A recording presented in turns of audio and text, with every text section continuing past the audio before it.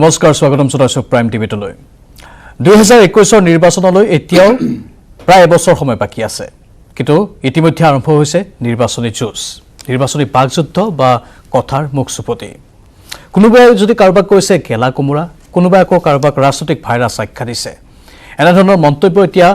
হততে শুনিবলৈ পোৱা গৈছে আৰু এই সন্দৰ্ভত আজি আমি আলোচনা কৰিম কাৰণ এইবাৰৰ নিৰ্বাচন যেন হ'ব অতি ৰোমাঞ্চকৰ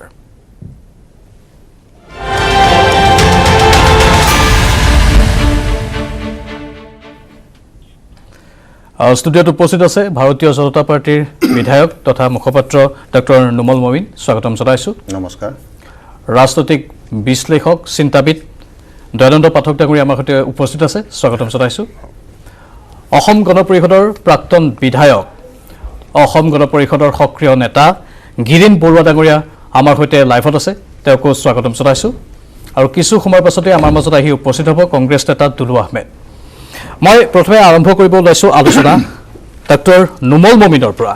কাৰণ আজি নুমল মমিনে কেইবাটাও বিস্ফোৰক মন্তব্য প্ৰকাশ কৰিছে যেটো প্ৰফুল্ল মহন্তই থাৰ্ড ফ্ৰণ্টৰ কথা কৈছে আৰু তাতেই নুমল মমিন বা ভাৰতীয় জনতা পাৰ্টি খৰ্গহস্ত হৈ পৰিছে আনকি প্ৰফুল্ল মহন্তক গেলা কোমৰাৰ সৈতে তুলনা কৰিছে ডক্টৰ নুমল মমিন ডাঙৰীয়া আপুনি একচুৱেলি গেলা কোমৰাৰ অৰ্থটো তেনে নহয় যে যিটো অৰ্থত কোৱা হৈছিল যে প্ৰফুল্ল কুমাৰ মহন্ত ডাঙৰীয়াই তৰুণ গগৈৰ লগত যদি মিলি আঞ্চলিকতাবাদীৰ শক্তিটো বৃদ্ধি কৰিবলৈ তেওঁ মন্তব্য কৰিছিল আজি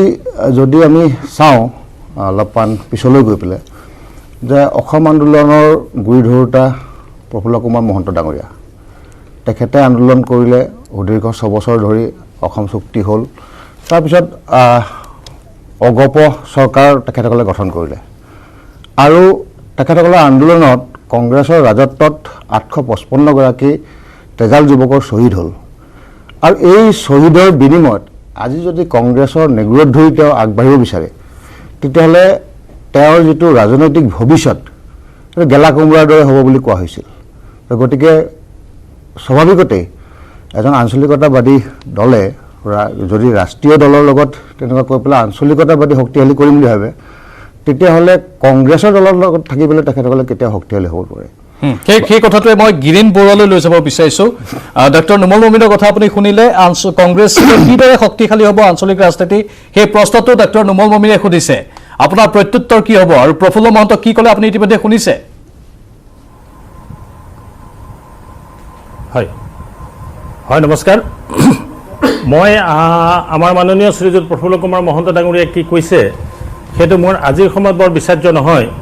কিন্তু তেখেতে যদি এটা বিৰোধী ৰাজনৈতিক মঞ্চৰ কথা কৈছে তেতিয়াহ'লে সেইটো কংগ্ৰেছৰ লগত কৰিব বুলি ডক্টৰ মমিন ডাঙৰীয়াই কৈছে কিন্তু মই কেতিয়াও নাভাবোঁ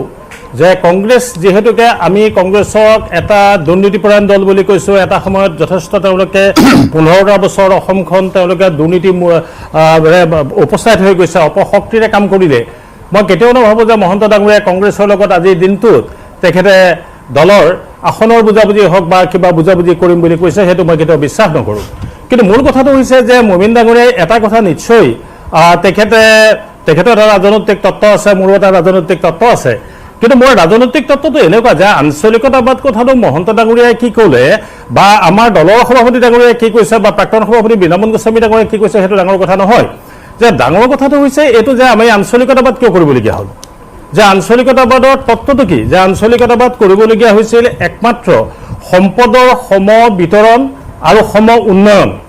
যে সম্পদৰ সম বিতৰণ আৰু সম উন্নয়ন ভাৰতবৰ্ষত হোৱা নাই এইটো মই কোৱা কথা নহয় ভাৰতবৰ্ষৰ নোবেল বঁটা বিজয়ী অমৰ্ত্য সেন ডাঙৰীয়াই যেতিয়া নোবেল বঁটা পাইছিল তেখেতে যেতিয়া পশ্চিমবংগত এখন সম্বৰ্ধনা সভা হৈছিল তেখেতে বৰ দুখেৰে আক্ষেপেৰে কৈছিল যে ভাৰতবৰ্ষত সম্পদৰ সম বিতৰণ হোৱা নাই আৰু সম উন্নয়ন হোৱা নাই আজি আমি অসমত যে আঞ্চলিকতাবাদ আমি কৰিবলগীয়া হৈছে আঞ্চলিকতাৰ ধাৰাটো যে আমি অব্যাহত ৰাখিবলগীয়া আমি চেষ্টা কৰিছোঁ তাৰ একমাত্ৰ কাৰণটো হৈছে যে ভাৰতবৰ্ষত স্বাধীনতাৰ পিছৰ পৰা সম উন্নয়ন আৰু সম্পদৰ সমবিতৰণ তেতিয়াও হোৱা নাছিল আৰু আজিৰ দিনটোতো দুৰ্ভাগ্যৰ কথা আপোনালোকে আঞ্চলিকতাবাদ কৈছে সম্পদৰ সমবিতৰণ আৰু সম উন্নয়নৰ বাবে গিৰীন বৰুৱা ডাঙৰীয়া প্ৰশ্নটো হ'ল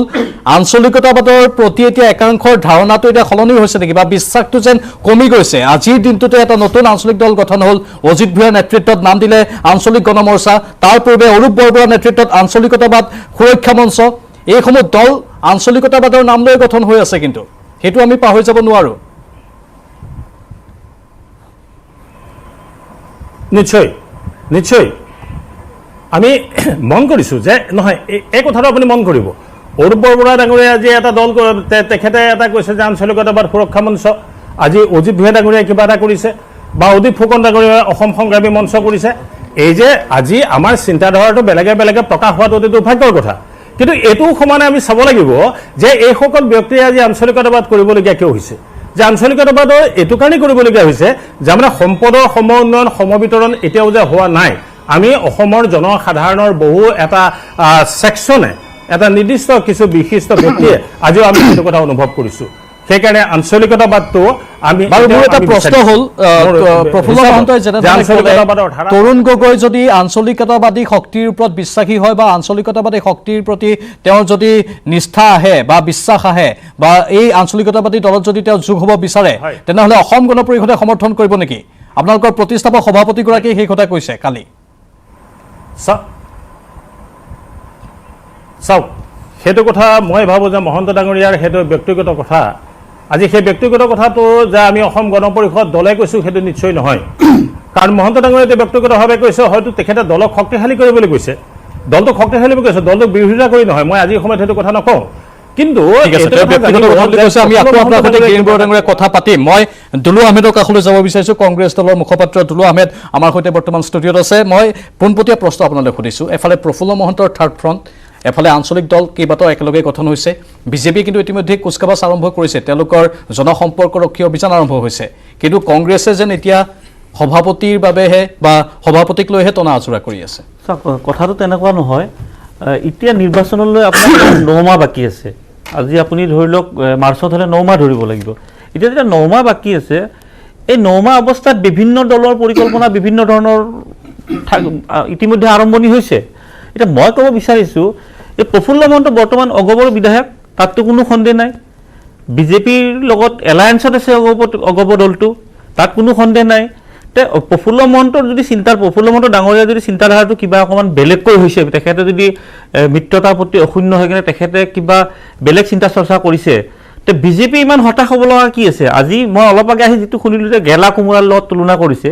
প্ৰফুল্ল মহন্তক চাওক প্ৰফুল্ল মহন্ত বিজেপিৰ সমৰ্থনত আছে বৰ্তমান এলায়েন্সত থাকিলে আপুনি এইটো কংগ্ৰেছৰ লগত নাই এতিয়া সময়ত কি মিত্ৰতা হ'ব কাৰ লগত হ'ব কি হ'ব আপুনি এই পৰিস্থিতিত এই ষ্টুডিঅ'ত বহি কোৱাটো কঠিন আছে আৰু বিজেপিৰ যদি ইমানে আত্মবিশ্বাস আছে যে তেখেতসকলে খুব ভাল কাম কৰিছে যে তেখেতসকলে 100টা দল ইয়াতে হ'লেও মিত্ৰজোঁট হ'লে আমাৰ চিন্তা কৰিব লগা একো নাই আমি মিছন 100 সফল কৰিব পাৰিম তেনেহ'লে এই ধৰণৰ বক্তব্যবোৰ দিব নালাগে তেখেতসকল আচলতে বিজেপি দলটো হতাশ হৈছে আৰু হতাশ হৈ এই ধৰণৰ তেখেতসকলে কোনো লাং বাং হোৱা কথা আৰম্ভ কৰিছে তেখেতসকল লেগাম হেৰাই গৈছে তেখেতসকলৰ বৰ্তমান আপুনি চাব দলত কোন মুখ্যমন্ত্ৰী কোনে কি বিভাগ চলাই আছে কি একো নাই আপুনি বেলেগ মন্ত্ৰীক দেখা নাপায় ইয়াতে দুজন মানুহকে দেখা পাব আপুনি গতিকে মানে বিজেপি দলত আপুনি মুখ্যমন্ত্ৰী দুজন বুলি ক'ব বিচাৰিছে নেকি অসমৰ ৰাইজে কৈ আছে যে বিজেপিৰ মুখ্যমন্ত্ৰী কোন দেখাই নাই এটা প্ৰতিযোগিতা চলিছে আৰু এতিয়া প্ৰফুল্ল মহন্ত ডাঙৰীয়া থাৰ্ড ফ্ৰণ্ট কাৰ লগত আহে বা কাৰ লগত যায় সেই বহুত বিজেপি হতাশ হ'ব লগা কিটো আছে বিজেপিয়ে যদি ভাবিছে যে আমি মিছন 100 একেবাৰে ধুনীয়াকৈ পাৰ কৰিম খুবতো দম্বালি মাৰা কথা কৈ আছিলে আজি কৰোণা বাদ দি জনসম্পৰ্ক অভিযান কিয় কৰিব লগা হ'ল ভাৰ্চুৱেল ৰেলী কিয় কৰিব লগা হ'ল এইখিনি সময়ত এইবোৰ কৰাৰ কিবা যুক্তি আছে নেকি কওক মানুহ খাব নাপাই মৰিছে ব্যৱসায় শেষ তেখেতসকলে নিৰ্বাচনী প্ৰচাৰ কৰি ঘৰে ঘৰে তামোল বিলাই ফুৰিছে এইবিলাক আৰু ৰাইজে বুজি উঠিছে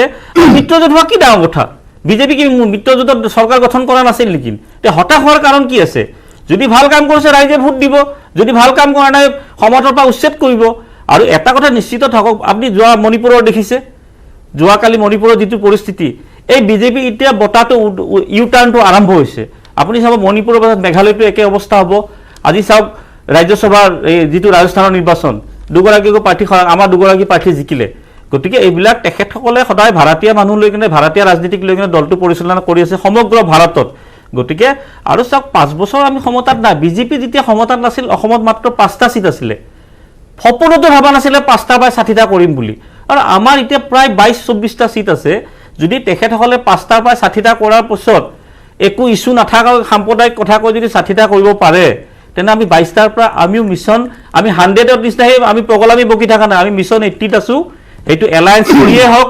লাগিলে আমি অকলেই হওক কিন্তু আমি কৰি দেখাম ডক্টৰ নুমল মমিন সঁচাকৈ আপোনালোক হতাশ হৈছে নেকি এতিয়া গেলা কুমাৰৰ বক্তব্য বিধায়কৰ মুখত খুব নাপায় নুমল মমিন আজি চাওক গেলা কোমোৰাৰ কণ্টেক্সটো মই বুজাই দিছোঁ তাৰপিছতো যদি দুলু আহমেদ ডাঙৰীয়াই বুজি নাপায় তেতিয়াহ'লে মোৰ ক'বলগীয়া নাই আৰু এটা কথা হৈছে হতাশাত ভোগাৰ কোনো প্ৰশ্নই নাই ভাৰতীয় জনতা পাৰ্টীৰ জনসম্পৰ্ক অভিযান আজি নহয়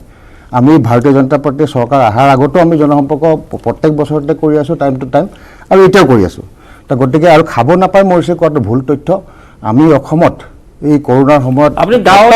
অঞ্চলত কাৰ্ড নাথাকা সময়ত ঘৰে ঘৰে আমি চাউল গুৱাহাটীত বহিলে কোনে পাইছে নাই আপুনি মোৰ সমষ্টিত মই 40,000 কাৰ্ড নথকা পৰিয়ালক মই চাউল যোগান ধৰিছোঁ কিন্তু তথ্য নথকাকৈ এনে কথা নক'ব কাৰণ গতিকে আপুনি কৈ থাকোঁতে মোক কোৱা নাই আপুনি কৈ থাকোঁতে মোক কোৱা নাই আপুনি ক'ব দিয়ক আপুনি মোক ক'ব দিয়ক আপোনাৰ কথা কওঁতে মই একো কোৱা নাই আপুনি মোৰ কথা কওঁতে শুনি লওক মই শুনিলো কিন্তু এই মুহূৰ্তত তেওঁ প্ৰশ্নটো সুধিছে যে কৰোনাৰ সময়ত মই আপোনাক খাব নাপায় সময়ত আপোনালোকে এনেধৰণৰ অভিযান আৰম্ভ কৰিছে কৰোনাক বাদ দি এই সকলো মহামাৰীক বাদ দি অসমত কাৰ্ড থকাবিলাকে চাউল পাইছে কাৰ্ড নথকাবিলাকো আমি চাউল দিছোঁ ঘৰে ঘৰে আৰু এইটো কথা হৈছে কি চিলিণ্ডাৰবিলাক হোম ডেলিভাৰী দিয়া হৈছে প্ৰত্যেক ঘৰতে আমি এইটো ব্যৱস্থা লৈছোঁ মহিলাসকলক 500 টকা একাউণ্টত সোমাই দিছোঁ যাতে তেখেতসকলে নিজৰ সুবিধা কৰিব পাৰে মানে আপোনালোক হতাশাত নাই আপোনালোকক হতাশাত থকা বুলি আচলতে মিছা অপবাদ দিয়া বুলি ক'ব বিচাৰিছে হতাশাৰ কোনো প্ৰশ্নই নাই মই দয়ানন্দ পাঠকৰ কাষলৈ যাম মই এই আৰু এটা কথা ক'ব লাগিব তেখেতে বিজেপিয়ে 24টা 25টা কৈছে বিজেপিৰ কেইটা মিলাইছে তেখেতে নিজেই নাজানে দেখোন মই বিজেপিৰ 24টা আপুনি ফুৰাত ভুগিছে কংগ্ৰেছৰ 24টা মই কৈছো আপোনালোকে 5টা বা 60টা কৰিছে আমি 24টা বা 80 কৰে কি না 22টা 24টা কৈছে আপোনালোকৰ 25টা এমএলএ সেইখিনি আপুনি আপুনি এটা দুটা আৰু এটা কথা কৈ থাকে আপোনালোকে আপোনালোকৰ বিধায়ক কেইজন মানুহ বাহিৰৰ পৰা বিধায়ক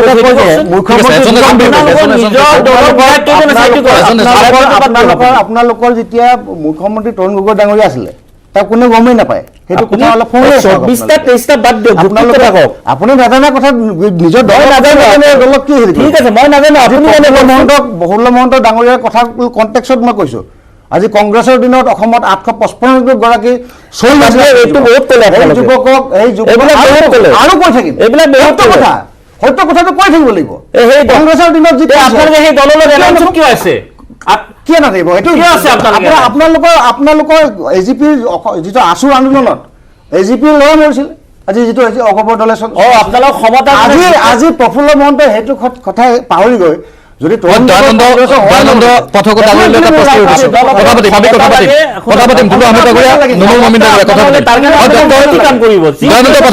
দয়ানন্দ পাঠকলৈ মই এটা প্ৰশ্ন লৈ গৈছো বিৰোধী এতিয়া এটা তামোল ভগাই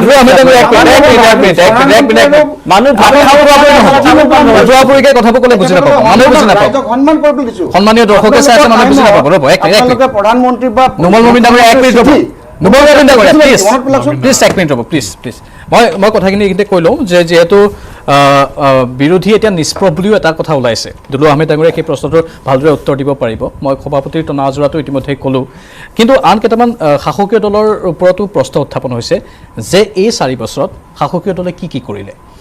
24 ঘণ্টাই বিদ্যুৎ যোগানৰ কথা কৈছিল সেয়া বাস্তৱত ৰূপায়ণ নহ'ল দুৰ্নীতি 100% নিৰ্মূল কৰাৰ কথা কৈছিল সেয়া বাস্তৱ ক্ষেত্ৰত নহ'ল বহুত এনেধৰণৰ প্ৰতিশ্ৰুতি আছে যিখিনি তেওঁলোকে ইমান কনফিডেণ্টত কৈছিল ইমান আত্মবিশ্বাসত কৈছিল আমি বাস্তৱ ক্ষেত্ৰত প্ৰতিপন্ন কৰিম কিন্তু সেয়া কৰিব পৰা নাই সেইবোৰ কিন্তু এতিয়া অসমৰ ৰাইজে উত্থাপন কৰিছে এগৰাকী নিৰপেক্ষ বিশ্লেষক হিচাপে আপুনি কি ক'ব না এইটো হয় যে এটা সময়ত কংগ্ৰেছৰ প্ৰতি মানুহৰ এটা দুৰ্বল ভাৱ এটা আহিল যে তেওঁলোকে কংগ্ৰেছে যিখিনি তেওঁলোকৰ প্ৰতিশ্ৰুতি সেইটো কৰিব পৰা নাই আৰু হয়ও সেই সময়ত তেওঁলোকে পৰা নাছিল বহুত ক্ষেত্ৰত আৰু তৰুণ গগৈৰ দিনত 15টা বছৰ পৰা ধেমালি নহয় বহুত সময় বিজেপি কথাটো কওঁ কিন্তু বাদ দিছোঁ এতিয়া বিজেপি 4 বছৰ এতিয়া যেনিবা সেইকাৰণে বিজেপিক ভোট দিলে আৰু বিজেপিৰ পৰা কিন্তু অসমৰ ৰাইজে মানে ভাৰতবৰ্ষৰ ৰাইজেও অসমৰ ৰাইজে বহুত এক্সপেক্ট কৰিছিলে হাই এক্সপেক্টেশ্যন আছিল যে এখেতসকলে অন্তত গোটেই পথখন, ৰাজনৈতিক পথখন, সামাজিক পথখন, অৰ্থনৈতিক পথখন, শৈক্ষিক পথখন গোটেইখিনি পৰিৱৰ্তন কৰি দিব। তাৰ পাছত যেনিবা তেওঁলোকৰ কিছুমান কাম এনেকুৱা এটা হ'ল যে যিটো কামত তেওঁলোকৰ হয়তো যিটো লিডাৰশ্বিপে হয়তো বহুত কথা তেওঁলোকে অলপ অভাৰডান কৰিলে। এইটো এটা মই ভাবিছোঁ এই কথাটো। যেনেকৈ মই উদাহৰণ দিছোঁ যে ডিমনিটাইজেশ্যনে কিন্তু গোটেই দেশখনক কিন্তু বহুখিনি তলত নিছে, কিন্তু এই কথাটো হয়। কিন্তু মোৰ কথাটো হৈছিল কি যে তাৰ লগতে মই আৰু এটা প্ৰসংগ আনিব খুজিম। আজি চীন দেশৰ লগত এটা লাগিছে, লগাৰ লগে লগে প্ৰধানমন্ত্ৰীয়ে ক'লে যে নহয় আমি এটা অল পাৰ্টি এখন আমাৰ এটা ডিচিশ্যন হ'ব লাগে, অল পাৰ্টি মিটিং এখন হ'ব লাগে। তাৰমানে ৰাষ্ট্ৰীয় যিটো ইণ্টাৰেষ্ট তাত আমাৰ সকলো দলবিলাক মিলি পেলাই আমি সিদ্ধান্ত এটা ল'ব লাগে। কিন্তু যেতিয়া ডিমনিটাইজেশ্যন কৰিছিলে তেওঁলোকে আকৌ বিৰোধী সেই কোনো তেওঁলোকৰ অপিনিয়নত কোনো গুৰুত্ব দিয়া নাই। গতিকে তেওঁলোকে সেই সময়তো কিন্তু তেওঁলোকে সেই গুৰুত্বটো দিব পাৰিলেহেঁতেন, সেইটো তেওঁলোকে পাৰিলেহেঁতেন। আৰু COVID-19 ক্ষেত্ৰতো একদম লেটেষ্ট কথাখিনি কৈছোঁ যে COVID-19 ক্ষেত্ৰতো যে ইমান তাৰিখে ইমানটা বজাৰ পৰা আপোনাৰ লকডাউন হ'ব, এইখিনি কথাটো কিন্তু তেওঁলোকে গোটেই বিৰোধী দলখিনিক লগত লৈ পেলাই এটা সন্মিলিত এটা কনচেনচাছ এটা ল'ব পাৰিলেহেঁতেন। যিটো সৰ্বদলীয় বৈঠক আজি প্ৰধানমন্ত্ৰীয়ে কৰিছে, যিটো আজি লাডাখৰ পৰিস্থিতিক লৈ চীনৰ পৰিস্থিতিক লৈ কৰিছে, এই কথাটো কৰিব পাৰিলেহেঁতেন আৰু এই COVID-19 আপোনাৰ যিটো লকডাউনতো কৰিব পাৰিলে প্ৰধানমন্ত্ৰীয়ে কৰিব পাৰিলেহেঁতেন, তেতিয়াহ'লে কিন্তু দেশৰ অৱস্থা বহুখিনি শিথিল হ'লহেঁতেন, মই এই কথাটো ভাবোঁ। হয়, গতিকে এইখিনি কথাত তেওঁলোকৰ কিন্তু দুৰ্বলতা এটা আছে। আৰু তেওঁলোকে আৰু এটা কথা হ'ল কি যে বিজেপি দলীয়ভাৱে বা কংগ্ৰেছ আৰু এটা কথা হৈছে কি যে তেওঁলোকৰ যে মানুহৰ যিটো সাধাৰণ যিটো অৰ্থনৈতিক স্থিতিটো ভাল হৈছে নে কেতিয়াবা? অৰ্থনৈতিক স্থিতি মানুহক কোনেও আপুনি এজন মানুহ আপুনি বিচাৰি নাপাব যে দেট ভেৰি হেপ্পী, যে তেওঁলোক খুব সুখী হৈছে, অৰ্থনৈতিকভাৱে তেওঁলোক বিধ্বস্ত হৈছে। আজি পেট্ৰলৰ দাম বাঢ়ি আছে, আপোনাৰ সা সামগ্ৰীৰ বস্তু বাঢ়ি আছে, তাৰ পাছতো যদি আমি কওঁ যে দেশখন বৰ শান্তিত আছে, এটা এই কথাটো হ'লে এটা মিছা কথা কোৱা হ'ব। ঠিক কৈছে আপুনি। যি সময়ত আন্তঃৰাষ্ট্ৰীয় বজাৰত পেট্ৰলৰ দাম একেবাৰে হ্ৰাস পাইছে, তেনে সময়তে ভাৰতত পেট্ৰলৰ দাম কিন্তু দ্ৰুত হাৰত বৃদ্ধি পাই গৈ আছে। কিয় এনে হৈছে? এই সকলো ৰাজনৈতিক অৱস্থাৰ বিষয়ে আমি আলোচনা কৰিম। প্ৰশ্ন উত্থাপন হৈছে সকলোৰে মনত যে সঁচাকৈ বাহিৰে ৰং চং ভিতৰে কোৱা বাতৰি নেকি? বিৰতি লৈছোঁ, উভতি আহিম অতি সোনকালে। বিৰতিৰ পাছত পুনৰ স্বাগতম। মই অসম গণ পৰিষদৰ নেতা গিৰীন বৰুৱা ডাঙৰীয়া কাষলৈ বা পোনপটীয়াকৈ চাব বিচাৰিছোঁ। বৰুৱা ডাঙৰীয়া, প্ৰফুল্ল মহন্ত আপোনালোকৰ প্ৰতিষ্ঠাপক সভাপতিয়ে গগৈলৈ আগবঢ়োৱা প্ৰস্তাৱ দুৰ্ভাগ্যজনক বুলি ইতিমধ্যে আখ্যা দিছে বিজেপিৰ বিধায়ক ডক্টৰ নুমল মমিনে। ইয়াৰ পূৰ্বেও যি কংগ্ৰেছৰ ছত্ৰছায়াত তেজাল ডেকাই প্ৰাণ আহুতি দিবলগীয়া হৈছিল, সেই কংগ্ৰেছক লৈ আঞ্চলিক শক্তি কিদৰে শক্তিশালী হ'ব বুলি তেওঁ প্ৰশ্ন উত্থাপন কৰিছে। আপোনাৰ ইয়াত প্ৰত্যুত্তৰ কি হ'ব? আপোনাৰ কিবা ক'বলগীয়া আছে নেকি?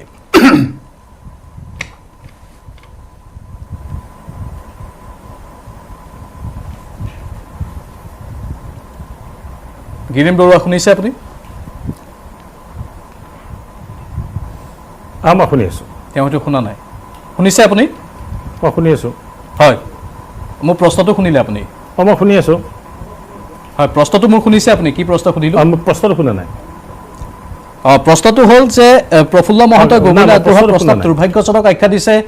বিজেপিৰ বিধায়ক ডক্টৰ নুমল মমিনে। তেওঁ কৈছে যি কংগ্ৰেছৰ ছত্ৰছায়াত তেজাল ডেকাই প্ৰাণ আহুতি দিবলগীয়া হৈছিল, সেই কংগ্ৰেছক লৈ আঞ্চলিক শক্তি কিদৰে শক্তিশালী হ'ব? আপোনাৰ ক'বলগীয়া আছে নেকি এই সন্দৰ্ভত? হয়,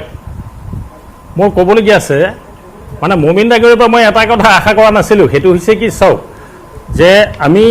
যেতিয়া এটা মঞ্চত আমি কথা কওঁ, আমাৰ মঞ্চৰ পৰা এটা মেছেজ সদায় থাকিব লাগে, এটা পজিটিভ মেছেজ। মানে মহন্ত ডাঙৰীয়াই কি ক'লে, মহন্ত ডাঙৰীয়াই কতো ভাল হ'ব পাৰে, বেয়াও হ'ব পাৰে। আৰু মই পূৰ্বতে কৈছোঁ এইটো মহন্ত ডাঙৰীয়াৰ ব্যক্তিগত মন্তব্য। কিন্তু গেলা কোমোৰা, বেয়া কথা, এই যিবিলাক অসংসদীয় শব্দ, এইবিলাক মানে এটা মঞ্চত এইবিলাক অসংসদীয় শব্দ, এই শব্দবিলাকে আছে মানুহক ভ্ৰান্ত কৰে। বিশেষকৈ আমাৰ মঞ্চত আমাৰ টিভিৰ যিসকল দৰ্শক আছে, তাত ছাত্ৰ ছাত্ৰী যিসকল আছে, তেওঁলোকক আমি কি শিক্ষা দিছোঁ,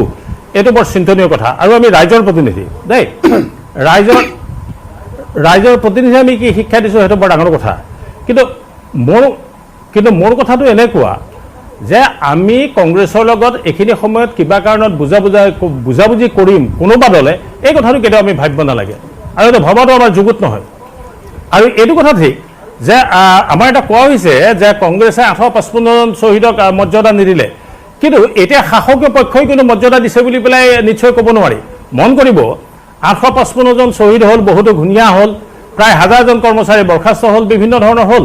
কিন্তু এটা কথা মন কৰিছেনে, যি কংগ্ৰেছে অসম আন্দোলনটোৰ মূল্য মুঠেও নিদিলে কিন্তু এতিয়া যি দল শাসক পক্ষত আছে ভাৰতীয় জনতা পাৰ্টি যদিও আমাৰ দলটো আমি নামমাত্ৰভাৱে তেখেতসকলৰ লগত আজি আছোঁ তেখেতসকলৰ লগত আমি চৰকাৰত আছোঁ মই ভাবোঁ এইটো নামমাত্ৰভাৱে আছোঁ তাত আমাৰ বুলি আমাৰ একো নাই চাব মানে গিৰিন বৰদলৈয়ে পোনপটীয়াকৈ যদি আমি ক'বলৈ যাওঁ আপুনি মন কৰিব নাগৰিকত্ব সংশোধনী আইনখন যেতিয়া গ্ৰহণ কৰা হ'ল নহয় আমি অসন্তুষ্ট বুলি পেলাই মই ব্যক্তিগতভাৱে সন্তুষ্ট নহয় মই ব্যক্তিগতভাৱে সন্তুষ্ট এইটো কাৰণে নহয় আপোনাক মই এইটো কাৰণেই কৈছোঁ যে যেতিয়া আপুনি চাব ব্যক্তিগতভাৱে সন্তুষ্ট নহয় বহুত এটা ব্যক্তিগতভাৱে সন্তুষ্ট নহয় তেনেহ'লে বিজেপিক লৈ কোন সন্তুষ্ট আমাৰ অতুল বৰা ফণীভূষণ চৌধুৰীয়ে সন্তুষ্ট নেকি নহয় মই সেইটো কথা নকওঁ কিন্তু মই কৈছোঁ যে মই ব্যক্তিগতভাৱে অসম গণ পৰিষদ দলত থাকি নাগৰিকত্ব সংশোধনী বিধেয়কক লৈ মই তীব্ৰভাৱে অসন্তুষ্ট চৰকাৰৰ কাম কাজত মই বহু পৰিমাণে সন্তুষ্ট নহয় কিয় মই এটা উদাহৰণ দিলোঁ শেহতীয়া আপুনি মন কৰিব যে যেতিয়া নাগৰিকত্ব সংশোধনী বিধেয়কখন গ্ৰহণ কৰিলে অসমৰ থলুৱা ৰাইজৰ মাজত যিটো ভয়ংকৰ আন্দোলন হ'ল যিটো বিস্ফোৰণ হ'ল বোমা বিস্ফোৰণ হৈছে এই বিস্ফোৰণটোৰ সময়ত তেখেতসকলে কি কৰিলে মাননীয় অৱসৰপ্ৰাপ্ত ন্যায়াধীশ বিপ্লৱ শৰ্মা ডাঙৰীয়াৰ লগত লৈ পেলাই এখন সমিতি পাতি দিলে যাতে আমাৰ থলুৱাসকলক সুৰক্ষা দিবৰ কাৰণে এখন কমিটি পতা হ'ল তেতিয়া আমাৰ অসমৰ এগৰাকী দায়িত্বপূৰ্ণ মন্ত্ৰীয়ে ক'লে যে এই কমিটিয়ে যিটো ৰিপৰ্ট দিব এই মতামতটো এই ৰিপৰ্টটো কোনো দাড়ি কমা সাল সলনি নকৰাকৈ গ্ৰহণ কৰা হ'ব কিন্তু আমি মন কৰিছোঁ যে সচেতন ৰাইজে অসমৰ ৰাইজে মন কৰিছে ভাৰতবৰ্ষৰ জনগণে মন কৰিছে যে আজি দাড়ি কমা সাল সলনি নকৰাকৈ আজি এই ৰিপৰ্টটো গ্ৰহণ কৰাটো পিছৰ কথা তেওঁলোকৰ যিটো মতামত আছিল মতামত গ্ৰহণ কৰাটো দূৰৰে কথা এই ৰিপৰ্টটো গ্ৰহণ কৰিবৰ কাৰণে মাননীয় আমাৰ গৃহমন্ত্ৰী ডাঙৰীয়া অমিত শ্বাহ ডাঙৰীয়া তেখেতৰ সময় নহ'ল তেখেতসকলে দিল্লীত গৈ পেলাই বহি পেলাই অসমত তেওঁলোকে বন্দা পাৰ দিলে এই সমিতিক অপমান কৰা হ'ল বুলি মই অনুভৱ কৰিছোঁ শেষত অসমৰ মাননীয় মুখ্যমন্ত্ৰী ডাঙৰীয়াই গ্ৰহণ কৰিছে কিন্তু মাননীয় মুখ্যমন্ত্ৰী ডাঙৰীয়াই গ্ৰহণ কৰাৰ আজি 4-5 মাহৰ পিছতো আমাৰ এই সম্পৰ্কত যিটো মতামত আছিলে তেওঁলোকৰ যিটো ৰিপৰ্ট আছিল সেই ৰিপৰ্টৰ সম্পৰ্কত কিন্তু চৰকাৰ সম্পূৰ্ণৰূপে নীৰৱ যে কংগ্ৰেছ চৰকাৰে যেনেকৈ কংগ্ৰেছ চৰকাৰে শ্বহীদৰ মূল্য দিয়া নাই বিজেপি আন্দোলনৰ মূল্য দিয়া নাই নাগৰিকত্ব ভাৰতীয় জনতা পাৰ্টিৰ শাসকক লৈ সন্তুষ্ট নহয় লগতে কাম কাজক লৈ সন্তুষ্ট নহয় বুলি কৈছে আপুনি দুটা কথা কৈছে আজি প্ৰদেশ কংগ্ৰেছৰ সভাপতি ৰিপুণ বৰাৰ সুৰতে সুৰ মিলাই এটা সময়ৰ বিজেপি নেতা বিজেপি সাংসদ আৰু বৰ্তমান কংগ্ৰেছ নেতা RP শৰ্মাই ক'লে যে কৰোনা ভাইৰাছক লৈ বিজেপিয়ে ৰাজনৈতিক মুনাফা আদায় কৰিছে ডক্টৰ নুমল মমিন ডাঙৰীয়া সঁচাকৈ আপোনালোকে ৰাজনৈতিক মুনাফা আদায় কৰি আছে নেকি কৰোনা ভাইৰাছ আমাৰ দয়ানন্দ পাঠক ডাঙৰীয়াই যিটো ক'লে কোভিডৰ ওপৰত মই এটা ক্লেৰিফিকেশ্যন এটা দি থৈ যাওঁ যে তেওঁ সৰ্বদলীয় হেৰি কৰিব লাগিছিল কিন্তু তেওঁ হয়তো যদি মনত পৰিছে এইটো কথা যে যেতিয়াই কৰোনাৰ এইটো চৰকাৰে লকডাউনৰ কথা প্ৰস্তাৱ আনিছিলে তেতিয়া ৱেষ্ট বেংগল তাৰপিছতে আপোনাৰ দিল্লী মধ্যপ্ৰদেশ নহয় এইটো কি কয় ৰাজস্থান মহাৰাষ্ট্ৰ এইবিলাক চৰকাৰে কৈছে আমি কোনো পধ্যেই নামানো লকডাউনৰ হেৰি কথা আপোনালোকে যদি চাইছে তেতিয়াহ'লে গম পাব লকডাউনৰ আমাৰ এইটো ডিক্লেয়াৰ কৰাৰ আগত গতিকে সেইটো কথা সত্য নহয় আৰু ডিমনিটাইজেশ্যনৰ কাৰণে খুব নষ্ট হ'ল বুলি কৈছে লছ হ'ল বুলি কৈছে মই ক'ব বিচাৰোঁ যে 3 লাখ ফলছ যিবিলাক সৰু সৰু ইণ্ডাষ্ট্ৰী ডাঙৰ ইণ্ডাষ্ট্ৰীত কৰ ফাঁকি দি পেলাইছিলে সেইটো বন্ধ কৰিবলগীয়া হ'ল এটাও কৰ নিদিয়া তো গতিকে সেইটো পজিটিভ এক্সপেক্টটো আমি বহুখিনি চাব লাগিব আৰু কথা হৈছে কৰোনা ভাইৰাছক লৈ সঁচাকৈ ৰাজনৈতিক মুনাফা আদায় কৰিছে আপোনাৰ গ্ৰীণ বড়ো ডাঙৰীয়াই কৈছে যে 855 গৰাকী শ্বহীদৰ কথা কি কৰিলে আমি কৈছোঁ ৰাজহুৱাভাৱে আমি সন্মান দিছোঁ এইটো প্ৰথমবাৰৰ কাৰণে কোনো এটা নিৰ্বাচিত চৰকাৰে অসম আন্দোলনত 855 গৰাকী শ্বহীদক সন্মান দিছিলে এইটো তেওঁ স্বীকাৰ কৰিব লাগিব কাৰণ তেহঁতৰ চৰকাৰৰ দিনত সেইটো ৰাজহুৱাভাৱে সন্মান দিয়া হোৱা নহৈছিল আৰু এটা কথা যিখন কথা ক'লে যে আমাৰ হেৰি খিলঞ্জীয়াৰ যিটো স্বাৰ্থত আমি ভূমি নীতি আনিছোঁ সেইটো যোৱা এছেম্বলিত আমাৰ টেবুল হৈছে আৰু 27 মাৰ্চৰ দিনাখন সেইটো স্পেচিয়েল ৰিজলিউশ্যন আনিছিলোঁ ময়ে আনিছিলোঁ কিন্তু দুৰ্ভাগ্যবশতঃ মাৰ্চৰ 25 তাৰিখৰ পৰা লকডাউন হোৱাৰ কাৰণে অধিৱেশনখন কণ্টিনিউ নহ'ল পৰৱৰ্তী পৰ্যায়ত এইটো আমাৰ ৰিজলিউশ্যনটো আহিব তো গতিকে আমি খিলঞ্জীয়াৰ স্বাৰ্থটো কৰিছোঁ লাগি আছোঁ আৰু ইণ্ডো বাংলা বৰ্ডাৰ চিলিং হ'বলৈ খুব ক্ষিপ্ৰগতিৰে আগবাঢ়িছে কাম সেইটো কোনো ফ'কাছ নকৰে কিন্তু যদি তাত গৈ পেলাই আপোনালোকে গ্ৰাউণ্ড জিৰ'ত গৈ পেলাই চাব যায় মোটামুটি কাম অলমষ্ট 95% কাম শেষ হৈছেগৈ ঠিক আছে গতিকে এই প্ৰশ্নটোৰ উত্তৰ কৰোনা ভাইৰাছক লৈ ৰাজনীতি আজি RP শৰ্মা ডাঙৰীয়াই কৈছে ৰাজনীতিটো কৰোনা ভাইৰাছক লৈ কোনো কৰা নাই ৰাজনীতি আজি হেমন্ত বিশ্ব শৰ্মা ডাঙৰীয়া, পীয়ুষ হাজৰিকা ডাঙৰীয়া, মুখ্যমন্ত্ৰী ডাঙৰীয়া, আমাৰ বিধায়কসকল আৰু অন্য দলৰো বিধায়ক সাংসদসকলেও কৰিছে, এইটো আমি ডিনাই নকৰোঁ যে নিজৰ নিজৰ সমষ্টিত। যিটো তৎপৰতাৰে আমাৰ চৰকাৰে কাম কৰি আছে ৰাইজক সহায় কৰিবলৈ কাৰণে, এইটো ৰাজনীতি হ'ল নেকি? চৰকাৰ এখন নিৰ্বাচিত হৈ আহিছে ৰাইজৰ হিতৰ কাৰণে, আৰু ৰাইজৰ হিতৰ কাৰণে যদি আমি কাম কৰিছোঁ, তাত যদি ৰাজনীতি দেখে তেতিয়াহ'লে এইটো দুৰ্ভাগ্যজনক। মই ভাবোঁ এইখিনিত ৰাজনীতি কৰাৰ সময় নহয়। আমি এই কৰোণাৰ পৰা মুক্ত পোৱাৰ পিছতে হয় সকলোৱে পথাৰখন পাব ৰাজনীতি কৰিবলৈ, সকলোৱে ৰাজনীতি কৰিব। আমিও বিজেপিৰ ফালৰ পৰা ৰাজনীতি কৰিম, কংগ্ৰেছেও কৰিব, AGPও কৰিব, সেই কৰোণা ভাইৰাছৰ যেতিয়া আমাৰ এই সংক্ৰামকখিনি নাইকিয়া হ'ব। গতিকে আজিৰ ডেটত মই ভাবোঁ তেনেধৰণৰ মন্তব্য দিয়াটো উচিত নহয়। ঠিক আছে, মই দুলু আহমেদলৈ এটা প্ৰশ্ন লৈ কৈছোঁ যে বৰ্তমান মই ইতিমধ্যে আৰম্ভতে কৈছোঁ আঞ্চলিকতাবাদ সুৰক্ষা মঞ্চ বুলি এজনে খুলিছে, কোনোবাই খুলিছে আঞ্চলিক গণমৰ্চা, তাতে কা বিৰোধী, নাগৰিকত্ব সংশোধনী আইন বিৰোধী নেতাও জড়িত হৈ পৰিছে, সাংবাদিকো জড়িত হৈ পৰিছে। কংগ্ৰেছ এটা পক্ষত আছে, বিজেপি এটা পক্ষত আছে, আৰু আঞ্চলিক দলবোৰৰ কথাটো আমি ক'লোৱে বাৰু। এতিয়া এনেধৰণৰ আঞ্চলিক দল গঠন, নতুন দল গঠন, এইবোৰে কিন্তু বিজেপিকহে সহায় কৰিবগৈ নেকি 2021 নিৰ্বাচনত? কাৰণ ভোট বিভাজন হ'ব, ভোট ভাগ হ'ব। আপোনাৰ দৃষ্টিত কি? নহয়, এইটো এই ধৰণৰ ভাবিলে আমি ভুল হ'ব। আপুনি চাব বৰ্তমান ৰাইজ সজাগ হৈ উঠিছে পূৰা। আপুনি যেতিয়া তৃণমূল পৰ্যায়ত সোমাই যাব আপুনি গম পাব এই যে শ্ব' চলি আছে, মই মোবাইলতো মই চাই আছোঁ, বহুতে কমেণ্ট কি দিছে, এইবাৰ পাৰ্টিৰ লগত আমি প্ৰাৰ্থীগৰাকীও চাম, তাৰমানে প্ৰত্যেকবাৰে কয় চাম, নহয় চাম, কিন্তু এইবাৰৰ ক্ষেত্ৰত আপোনাৰ এইবাৰৰ ক্ষেত্ৰত ডিফাৰেঞ্চ আছে। এইবাৰ কিয় ডিফাৰেঞ্চ আছে মই ডিফাৰেঞ্চটো বুজাই দিওঁ। প্ৰথম মই আঞ্চলিকতাবাদৰ কথাটো কওঁ। আজি আপুনি চাব এই আঞ্চলিকতাবাদৰ যিটো প্ৰফুল্ল মহন্ত ডাঙৰীয়াক লৈ যিটো ইছ্যুটো আৰম্ভ হৈছে, এই ইছ্যুটো কেতিয়া ক্লিয়াৰ হ'ব? যেতিয়া দেখিব আজি অগপ দলৰ সভাপতি কোন? অতুল বৰা। বৰ্তমানটো প্ৰফুল্ল মহন্ত অগপৰে বিধায়ক হৈ আছে। নেতৃত্ব কাৰ নেতৃত্বত? যদি অতুল বৰাৰ নেতৃত্বতে পৰৱৰ্তী নিৰ্বাচনটো হয়, এলায়েন্স কাৰ লগত হয় কাৰ লগত নাই সেই কথাটো এই মুহূৰ্তত আমি এতিয়া প্ৰফুল্ল মহন্তক বাদ দিলোঁ। যদি বাদ দিছে তেতিয়াহ'লে বিজেপি দলে প্ৰফুল্ল মহন্তক লৈ শংকিত হোৱা কোনো কাৰণ নাই। প্ৰফুল্ল মহন্ত তৃতীয় মৰ্চা সেইখিনিতে উত্তৰ দিছে,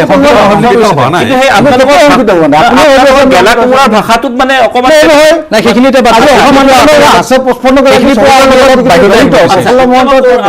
কৰোণাক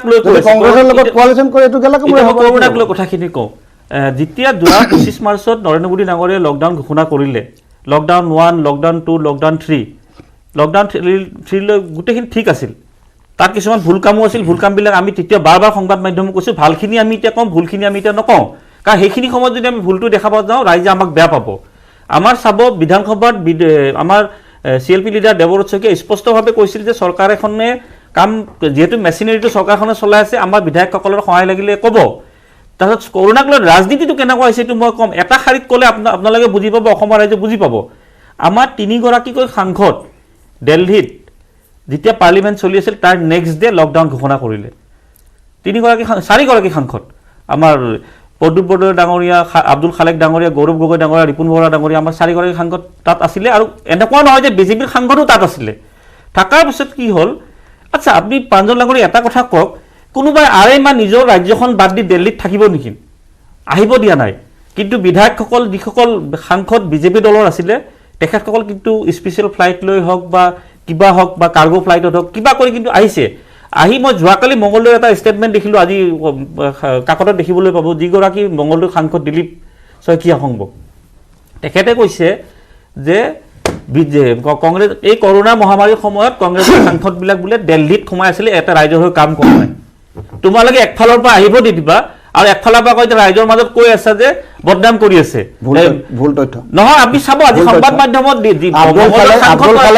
নিজেও আহি পেলাই তাতে কোৱাৰেণ্টাইন চেণ্টাৰত, এইটো আপুনি আঢ়ৈমাহ পিছৰ কথা কৈ আছে, আজি আঢ়ৈমাহ আগৰ কথা কওক। গতিকে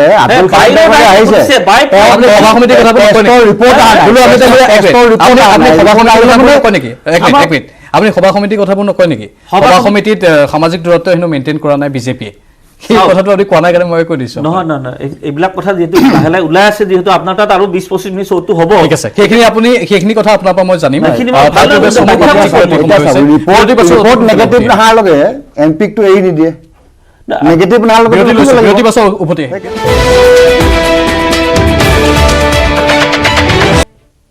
বিৰতিৰ পাছত পুনৰ স্বাগতম মই দয়ানন্দ পাঠক ডাঙৰীয়া কাষলৈ এবাৰ যাব বিচাৰিছোঁ আপুনি এটা কথা উত্থাপন কৰিছিল যে অল পাৰ্টিৰ মিটিঙৰ যেহেতু প্ৰধানমন্ত্ৰীয়ে যেন লকডাউনৰ আগে আগে আন আন দলৰ কোনো মতামত নোলোৱাকৈ সিদ্ধান্তটো ল'লে আৰু নুমল মমিনে এটা উত্তৰো দিছে উত্তৰটোত আপুনি ক্লাৰিফিকেশ্যন এটা দিয়াটো উচিত বুলি মই ভাবিছোঁ যে যেতিয়া কোভিডৰ কথাটোৱে গোটেই ৰাষ্ট্ৰকেই নহয় গোটেই বিশ্বকেই সি এফেক্ট কৰিছে তেতিয়া আমি একেলগ হ'ব লাগে কাৰণ এইটো কমন এনিমি তাৰ কাৰণে পাৰ্টি ঊৰ্ধত আমি যাব লাগে কিন্তু মমিন ডাঙৰীয়াই ক'লে কি যে নহয় কথাটো যে তেওঁ আগতে পাতিছে আচলতে তেওঁ মুখ্যমন্ত্ৰীসকলক মাতা মিটিংখনক আচলতে অল পাৰ্টি মিটিং বুলি নকয় অল পাৰ্টি প্ৰেচিডেণ্টক মাতক তাৰ জেনেৰেল ছেক্ৰেটাৰীক মাতক তেতিয়াহ'লে সেইখন অল পাৰ্টি মিটিং বুলি ক'ব এতিয়া মই চিফ মিনিষ্টাৰ কেইজনক মাতিলোঁ আৰু চিফ মিনিষ্টাৰটো এনেও লগ ধৰে আপোনাৰ প্ৰাইম মিনিষ্টাৰৰ লগত এনেও লগালগি হৈ থাকে আলোচনা হয় গতিকে সেইখন আপোনাৰ অল পাৰ্টি মিটিং বুলি নকয় গতিকে কেতিয়াবা পাৰ্টি প্ৰেচিডেণ্টজন বেলেগ চিফ মিনিষ্টাৰজন বেলেগ এই কথাটোও নহয় গতিকে এই কথাবিলাক আমি ভাবোঁ যে প্ৰাইম মিনিষ্টাৰ যেতিয়া হ'ব কোন পাৰ্টিৰ আহিছে সেইটো আমাৰ কাৰণে ডাঙৰ কথা এইবোৰ ক্ষেত্ৰত একোটা ব্যৰ্থতাৰ ৰূপ বুলি আমি ইয়াক ক'ব পাৰোঁ নহয় প্ৰধানমন্ত্ৰীগৰাকীয়ে হওক বা সামগ্ৰিকভাৱে দলটোৱে হওক আপুনি সেইটোৱে ক'ব বিচাৰিছে মই তাকে ক'ব খুজিছোঁ যে এটা আমাৰ যেতিয়া ৰাষ্ট্ৰীয় ইণ্টাৰেষ্ট যেতিয়া থাকিব এটা ৰাষ্ট্ৰীয় যেতিয়া ইণ্টাৰেষ্টৰ কথাটো ইনভল্ভ থাকিব তেতিয়া মই ভাবোঁ সকলো দলৰ অপিনিয়নটো ল'ব লাগে কাৰণ সকলো দলৰ প্ৰতিনিধিত্ব পাৰ্লিয়ামেণ্টত আছে দে অলছ' ৰিপ্ৰেজেণ্ট দ্য পিপুল এই কথাটো আমি চাব লাগিব নহয় যে কোনোবাই হয়তো কোনোবাত অলপ ভোট কেইটামান বেছি পায় তেখেতৰ সংখ্যাটো বেছি কাৰোবাৰ সংখ্যাটো কম এইটো কথা নহয় যে they do not represent the people তেওঁলোকৰ they also' represent the people গতিকে তেওঁলোকৰ they should also' be heard তেওঁলোকৰ কথাটো আমি শুনিব লাগে যে হোৱাট দে ফিল লাইক এই কথাটো শুনিব লাগে গতিকে এনেকুৱা যেতিয়া ৰাষ্ট্ৰীয় সমস্যা এটা হ'ব আজি COVID-19ৰ সমস্যাটো আহিছে তেতিয়া মই ভাবোঁ যে প্ৰত্যেক দলৰ সকলোকে মাতি আনি যেতিয়া আজি যেনেকৈ আপোনাৰ লাডাখৰ মেটাৰটো লৈ পেলাই সকলো দলৰ প্ৰতিনিধিক তেওঁ মাতি পেলাই সভা এখন পাৰে ঠিক তেনেখন যদি কৰিলেহেঁতেন তেতিয়া মোৰ ছাজেশ্যন শুড হেভ কাম বেছি ছাজেশ্যন আহিলেহেঁতেন বেছি ভাল পৰামৰ্শ আহিলেহেঁতেন আৰু সেই পৰামৰ্শ মতে কাম কৰিলে হয়তো মই ভাবোঁ তেতিয়া প্ৰাইম মিনিষ্টাৰৰ পজিশ্যনটো আৰু বেটাৰ হ'লহেঁতেন এই কথাটোহে মই ক'ব বিচাৰিছে নুমল মমিন এটা কথাটো হৈছে কি তেখেতে মই আকৌ কৈছোঁ যে তেখেতে যিটো কৈছে চিফ মিনিষ্টাৰসকলে নামানো প্ৰাইম মিনিষ্টাৰৰ যিটো কথা একদম ক্লিয়াৰ কাট তেখেতসকলে ষ্টেণ্ড দিছে নাই সেইটো সৰ্বদলীয় বৈঠকটো বেলেগ ডেফিনেটলি সেইটো বেলেগ কথা চিফ মিনিষ্টাৰৰ বৈঠকটো বেলেগ যেতিয়াই এতিয়া ধৰক ৱেষ্ট বেংগলৰ নিচিনা এটা ষ্টেটে তেনেকুৱাকৈ ক'ব দিল্লীৰ নিচিনা এটা ষ্টেটে য'ত পূৰা COVID-19ৰ স্প্ৰেডটো তাৰ পৰাই আমাৰ উৎপন্ন হৈ পেলাই জেগাই জেগাই স্প্ৰেড হ'ল হাৰিয়ানা ৰাজস্থান তাৰপিছতে আমাৰ এইটো মহাৰাষ্ট্ৰ তো গতিকে এইবিলাক ষ্টেটে কৰাৰ পিছতে এই তেনেকুৱা নিচিনা এইটো কাৰণে আমাৰ প্ৰধানমন্ত্ৰী আৰু আজি প্ৰধানমন্ত্ৰী ডাঙৰীয়াই যি ধৰণেৰে COVID-19ৰ এগেইনষ্টত আমাৰ কাম কৰি আছে COVID-19ক কেনেকৈ টেকেল কৰিব পাৰিলে গোটেই বিশ্বৰ লিডাৰে তাক আজি সমৰ্থন কৰিছে আৰু পেছ কৰিছে আজি কথা কৈছে আমাৰ দয়ানন্দ পাঠক ডাঙৰীয়াই যিটো কৈছে যে সৰ্বদলীয় হ'ব লাগে ইন্দিৰা গান্ধী ডাঙৰীয়ানীয়ে যেতিয়া ইমাৰ্জেঞ্চি ডিক্লেয়াৰ কৰিছিলে সৰ্বদলীয় মিটিং পাতিছিলে নেকি এইবিলাক কথা গোটেই হিষ্ট্ৰীবিলাক অকণমান ফঁহিয়াই চালে মানে হয়তো মই ভাবোঁ আজিৰ ডেটত আমি ক'বলগীয়া খুব বেছি এটা নাই আপুনি কথা হৈছে কি তেনেকুৱা ডিচিশ্যনবিলাক কিছুমান লোৱা হয় একপক্ষীয়ভাৱে তো গতিকে সেইখিনি কথাটোত আমি এতিয়া আজি দেশৰ হিতত কাৰণে যিখিনি কৰিব লাগে সেইটো কৰিছে আজি সৰ্বদলীয় বৈঠক যিটো চীনৰ অগ্ৰাসনৰ ওপৰত হৈছে এই সৰ্বদলীয় বৈঠকৰ আগতেই প্ৰধানমন্ত্ৰী ডাঙৰীয়াই আৰ্মিক তাৰ বাবে কিন্তু ৰাহুল গান্ধীয়ে টুইট কৰিছিল কিন্তু সেইটো আপুনি চাব লাগিব অলৰেডি মৌন হৈ আছে প্ৰধানমন্ত্ৰী কিয় আজি প্ৰধানমন্ত্ৰীয়ে ৰাহুল গান্ধীক কথা ক'ব লাগিব নেকি আৰ্মিক ইনষ্ট্ৰাকশ্যন দিছে ফুল চাৰ্জ দি দিছে একশ্যন আপোনালোকে লওক তাত কি কৰিব লাগে ইমাৰ্জেঞ্চিত সৰ্বদলীয় হোৱাৰ আগতে আজি ৰাহুল গান্ধী ডাঙৰীয়াই চাইনাক তেওঁ এটেক কৰিব লাগিছিলে কিন্তু বিজেপিক এটেক কৰি আছে সেইটোতো বৰ আচৰিত কথা আজি আমাৰ ৰাষ্ট্ৰীয় স্বাৰ্থত আমাৰ দেশখনক সুৰক্ষাৰ স্বাৰ্থত আমি এটা দল হিচাপে নহয় গোটেই সকলোৱে লগ লাগি সকলোৱে দল লগ লাগিহে আমি চাইনা বা পাকিস্তান বা বেলেগ যি দেশে আমাক আক্ৰমণ কৰিছে তেখেতসকলক কাউণ্টাৰ দিব লাগে মানে দেশৰ নিজৰ স্বাৰ্থ হৈ আগত ৰাখিছে তেওঁলোকে ডেফিনেটলি আজি ৰাহুল গান্ধী ডাঙৰীয়াই যিটো বিজেপিক এটেক কৰিছে সেইটো আজি চাইনাক এটেক কৰাটো উচিত আছে তেখেতসকলৰ কিবা থাকে সেইটো সৰ্বদলীয় উত্থাপন কৰক ৰাজহুৱাভাৱে যেতিয়া টুইটত কৰে গোটেই ৱৰ্ল্ডৰ এটা যায় এইটো এটা ষ্টেটমেণ্ট হিচাপে গুচি যায় হয়বৰটো মুঠেই নিদিওঁ নৰেন্দ্ৰ মোদী ডাঙৰীয়াক যে কোনোবাই এডভাইচ দিলে কিবা শুনিব বা কোনোবাই এডভাইচ দিলে যে কিবা নুশুনিব এইটো আশা কৰাটো ভুল হ'ব আৰু নুমন মবিল ডাঙৰী এটা ব্যাখ্যা খুব ভুলকৈ কৈছে, মই এইটো স্পষ্ট কৰি দিওঁ। তেখেতে কৈছে যে বেংগলৰ মুখ্যমন্ত্ৰী মমতা বেনাৰ্জীয়ে লকডাউন নামানো বুলি ক'লে, ৰাজস্থানৰ মুখ্যমন্ত্ৰীৰ কথা ক'লে, এনেকুৱা 2-3খন ষ্টেটৰ কথা ক'লে। আপুনি হয়তো এপ্ৰিলৰ 15 বা 16 তাৰিখৰ আপুনি হিমন্ত বিশ্ব শৰ্মা ডাঙৰীয়াৰ প্ৰেছ মিটটো চাব। তেখেতে এটা কথা স্পষ্টকৈ কৈছে, এই কথাটো আপুনি জনাটো দৰকাৰ, কাৰণ আপোনাৰ কথাটোৰ লগত সংগতি এইটো লিংক আছে কথাটো। তেখেতে এটা কথা কৈছিল যে কোনোবা ষ্টেটে কি কৰিব কি নকৰিব এইটো ভাৰতৰ প্ৰধানমন্ত্ৰীগৰাকীয়ে ষ্টেটখনৰ ওপৰত এৰি দিছে। তে এৰি দিয়াৰ পিছত তাৰপিছত আকৌ আপুনি এতিয়া কৈ আছে যে মমতা বেনাৰ্জীয়ে মানা নাই, ৰাজস্থানৰ মুখ্যমন্ত্ৰীয়ে মানা নাই। এইটো ৰং ব্যাখ্যা। নহয় নহয়, মোৰ কথা শুনক, কিয় মানা নাই মানে কি? তেখেতসকলে ৰাজ্যখন কেনেকৈ চলাব লাগিব তেখেতসকলে নিৰ্ভৰ কৰিব। চলাব সেইটো কৈছে, আপুনি কৈছে যে লকডাউনটো মানিব লাগে নালাগে সেইটো কথা কোৱা নাই। আপুনি কৈছে যে কৈছে ষ্টেটৰ যেনেকুৱাকে আপুনি কোভিড কণ্ট্ৰলটো কৰিব পাৰে। এটা কথা উত্তৰ দিয়ক, নৰেন্দ্ৰ মোদী ডাঙৰীয়ে স্পষ্টভাৱে কৈছিল যে মই ৰাজ্যৰ ওপৰত লকডাউন, মই ছেকেণ্ডৰ কথা কৈছোঁ যে যিটো 14 তাৰিখে 14 এপ্ৰিলত যিটো খতম শেষ হৈছিলে, তাৰপিছত হিমন্ত বিশ্ব শৰ্মা ডাঙৰীয়ে নিজে ষ্টেটমেণ্ট দিছিলে। আপুনি 15 বা 16 এপ্ৰিলৰ তেখেতৰ ষ্টেটমেণ্টটো চাব, স্পষ্টভাৱে তেখেতে কৈছে যে নৰেন্দ্ৰ মোদী ডাঙৰীয়াই ৰাজ্যবিলাকৰ ওপৰত এৰি দিছে, কিছুমান ৰাজ্যই পৃথককৈ কিছুমান সিদ্ধান্ত ল'ব পাৰে। আপুনি এইটো সিদ্ধান্ত মানে এইটো সিদ্ধান্ত নাই মানা, লকডাউন নামানো বুলি কৈছিলে। নাই কিন্তু এইটো সিদ্ধান্ত লকডাউনৰ সিদ্ধান্তটো ৰাজ্যই মানিছে, কিন্তু লকডাউন আপুনি এইটো ভুল ব্যাখ্যা কৰিছে। হেমন্ত বিশ্ব শৰ্মা ডাঙৰীয়াই সিদ্ধান্ত নামানো বুলি তেওঁ কৈছে। আৰু আপুনি যিটো কথা ক'লে ৰাহুল গান্ধী ডাঙৰীয়া চাইনাক তেওঁ কৈছে যে ষ্টেট ৱাইজ আপোনালোকে কোভিডটো কেনেকৈ কণ্ট্ৰল কৰিব পাৰে, আপোনাৰ মেচিনাৰী কেনেকুৱা আছে, কোৱাৰেণ্টাইন চেণ্টাৰ কেনেকৈ বনাব, সেইবিলাক গোটেই ষ্টেটৰ ওপৰত এৰি দিছে। কিন্তু এইটো কথা কোনো ধৰণৰ আপুনি ৰাজস্থানটো কিয় ক'লে? ৰাজস্থানত আমাৰ চৰকাৰ আছে। আপুনি বেংগলৰ কথা কিয় ক'লে? বেংগলত আপোনালোকৰ চৰকাৰ নাই। বাকী ষ্টেটে মানিছে, বাকী ষ্টেট আপোনালোকৰ আছে কাৰণে। মহাৰাষ্ট্ৰৰ চিফ মিনিষ্টাৰ এই থাকেৰে তেখেতেতো ডাইৰেক্ট কৈছে আমি কোনো চেণ্ট্ৰেল গভৰ্ণমেণ্টৰ নামানো বুলি। আপুনি ষ্টেটমেণ্ট উলিয়াই চাওক। অধিকাৰটো কোনে দিলে? অধিকাৰ কোনে দিছে? তেখেতে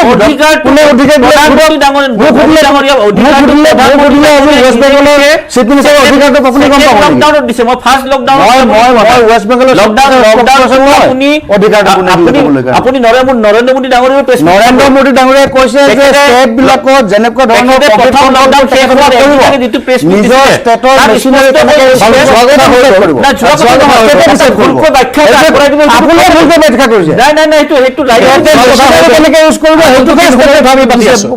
আগন্তুক দিনসমূহৰ কথা পাতি আছো, আগন্তুক দিনত পৰিকল্পনাৰে কেনেধৰণে আগবাঢ়িব লাগিব সেইখিনি কথা পাতি আছো। মই এবাৰ গিৰীন বৰুৱাৰ কাষলৈ পোনপটীয়াকৈ যাব বিচাৰিছো। বৰুৱা ডাঙৰীয়া, হয়তো প্ৰায় 9 মাহ 10 মাহ সময় বাকী আছে 2021 বিধানসভা নিৰ্বাচনলৈ। এতিয়া সকলোৱে নিজে নিজে সকলো প্ৰচেষ্টা আগবঢ়াইছে, ৰণকৌশল ৰচনা কৰিছে নিৰ্বাচনৰ বাবে। বিজেপিয়ে ইতিমধ্যে ঠায়ে ঠায়ে ব্যাপক ৰূপত প্ৰচাৰৰ সকলো কাৰ্যসূচী গ্ৰহণ কৰিছে, মিছন 100 লৈছে। আপুনি কৈছে যে বিজেপিৰ বহু কাৰ্যত আপোনালোক সন্তুষ্ট নহয়, আপোনালোকে নিজাববীয়াকৈ নিজৰ শক্তি প্ৰদৰ্শনৰ বাবে কেনেধৰণৰ পৰিকল্পনা ৰচনা কৰিছে, কি কৰিছে বা কেনেধৰণে আগবাঢ়িব এই দিনকেইটাত ৰাইজৰ কাষলৈ?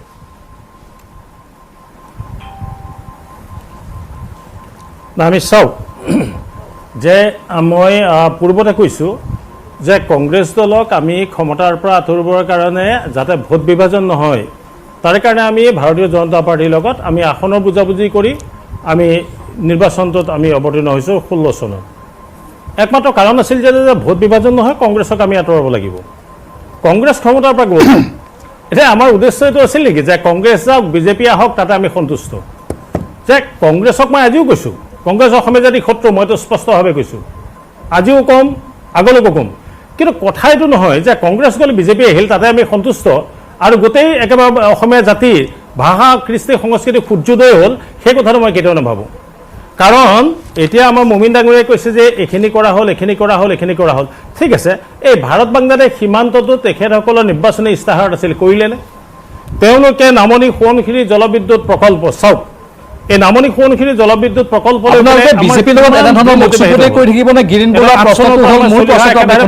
মোৰ প্ৰশ্নটো স্পষ্ট উত্তৰ বিচাৰিছোঁ। আপুনি কৈছে যে আঞ্চলিক শক্তিশালী হ'লে সম্পদৰ সমবিতৰণ হ'ব, সম উন্নয়ন হ'ব। আমিও বিচাৰোঁ, ৰাইজেও বিচাৰে যে আপোনালোকে আঞ্চলিক শক্তিক আগবঢ়াই নিয়ক, শক্তিশালী অধিক কৰক, কাৰণ নহ'লে ইয়াত ডাঙৰ মাছে সৰু মাছক খোৱা কথাটো আকৌ আহি পৰিব। ৰাষ্ট্ৰীয় ৰাজনৈতিক দলে যেন আপোনালোকক সম্পূৰ্ণৰূপে নিগৃহীত কৰিব বা বিভিন্ন ধৰণে আপোনালোকক যেন একেবাৰে নোহোৱা কৰি পেলাব, ভেনিছ কৰি পেলাব, সেই ক্ষেত্ৰত আপোনালোকৰ কি পৰিকল্পনা সেইটোহে আমি জানিব বিচাৰিছোঁ। পৰিকল্পনা কি লৈছে আপোনালোকে নিজকে শক্তিশালী?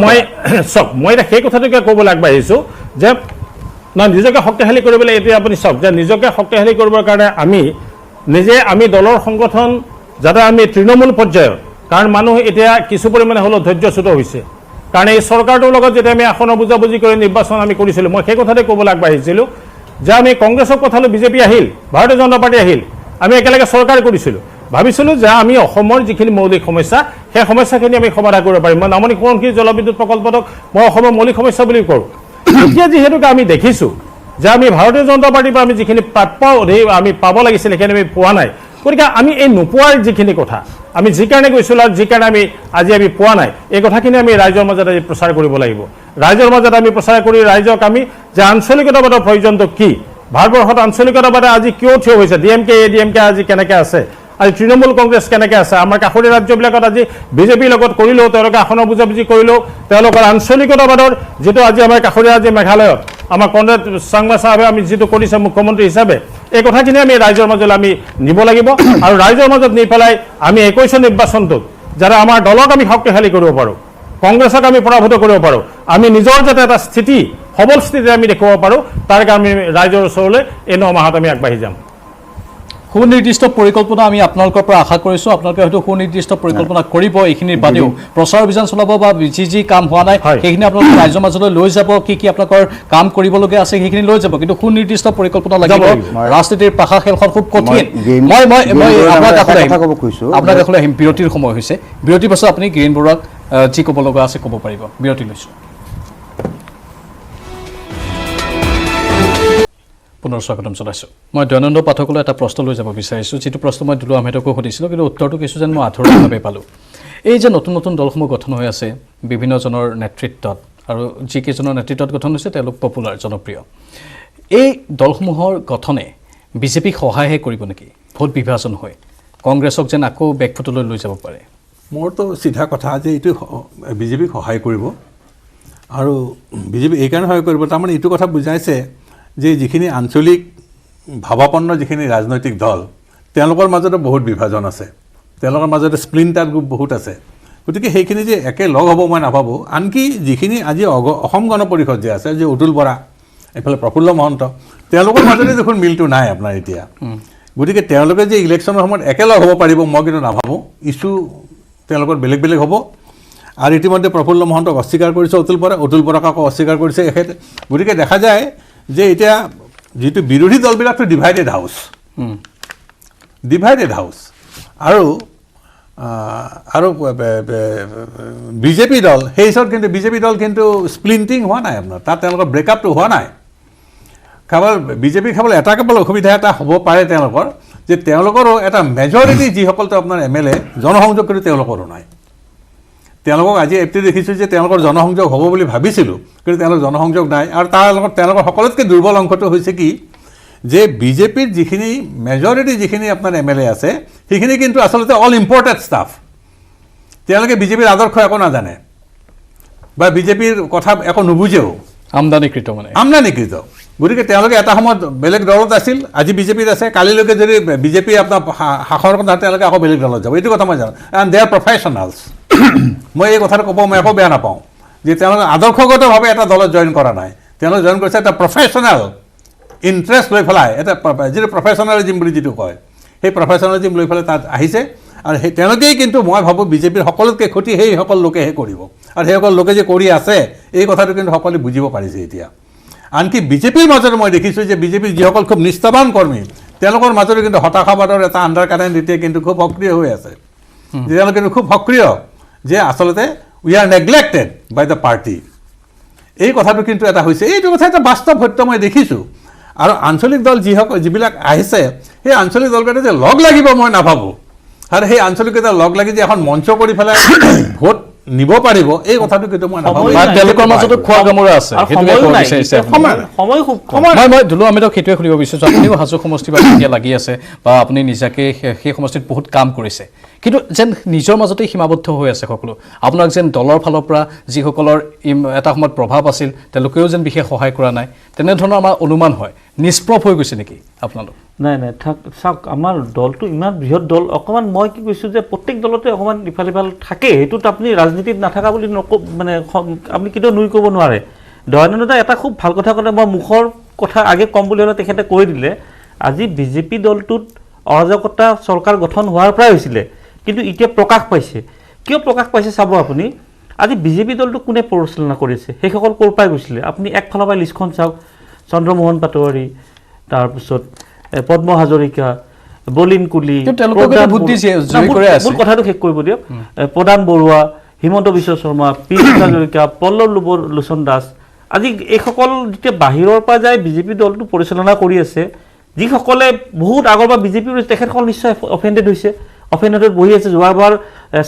5গৰাকী সাংসদৰ যিগৰাকী সাংসদ 5টা টাৰ্ম 4টা টাৰ্ম তেনে সাংসদ হৈছিলে